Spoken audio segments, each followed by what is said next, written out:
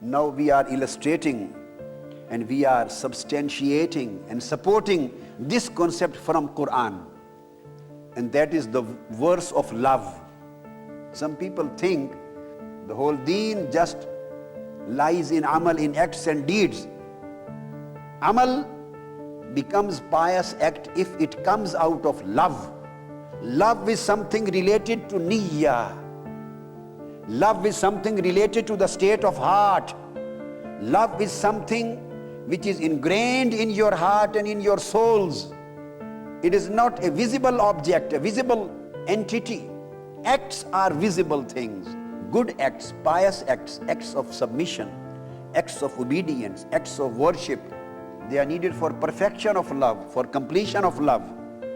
If you are not following Holy Prophet sallallahu alaihi wasallam, if you are not obedient to Allah and Allah's commandment and Holy Prophet's commandment, and if you are not submissive to them, and if you are not following the Sunnah of Holy Prophet sallallahu alaihi wasallam, it means your iman and faith is incomplete. But it is still there. Non-existing and incomplete existence, there is a difference between the two. Anything incomplete doesn't mean non-existing. Do you understand the point which I am elaborating? Quran says, let us first of all conclude the concept of al-ahabbiyya. Quran says in Surah At-Tawbah, verse number 24, Holy Prophet ﷺ gave a list of 4 things. Almighty Allah has given more extensive list because He is Allah. He says, Kul in kana aba'ukum, your parents, wa abna'ukum, and your children, wa ikhwanukum, and your brothers and sisters, wa azwajukum, and your families, your wives and families, wa ashiratukum, and all of your relatives, wa amwalun, and all of your wealth and money and belongings, iqtaraftumuha wa tijaratun, and all of your business and trade and industry, takshawna kasadaha, which you are always worried about the loss and profit, wa masakinu, and all of your houses, tardawnaha, you love them, ahabba ilaykum. I am saying that for iman, the relevant concept is ahabbiyya, not only mahabba. And ahabbiyya, this is the tense of mubalagha. Some people say, you cross the limit and you do mubalagha.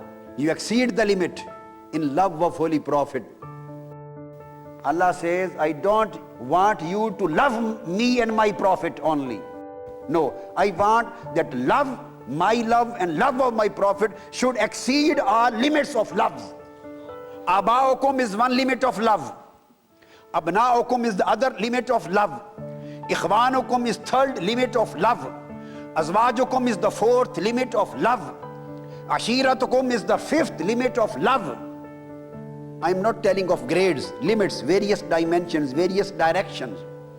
Amwalun is the again sixth or seventh limit of love. Tijaratun is the seventh or eighth limit of love. Masakin is the eighth or ninth limit of love. Almighty Allah has mentioned all dimensions of love, all objects of love, all directions of love, all limits of love. And then after mentioning all these limits, He says, Ahabba ilaykum min Allahi wa rasulihi wa jihadin fi sabilihi.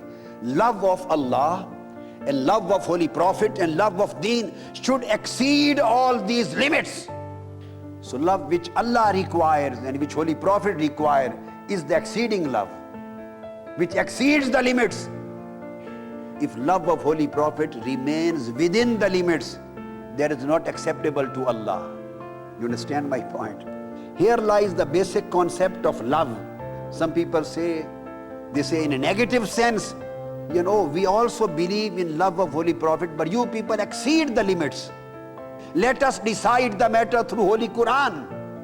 Does Quran require the love of Holy Prophet within limits or exceeds the limits? Unless the love of Holy Prophet exceeds all the limits, it is not declared to be the part of faith and iman.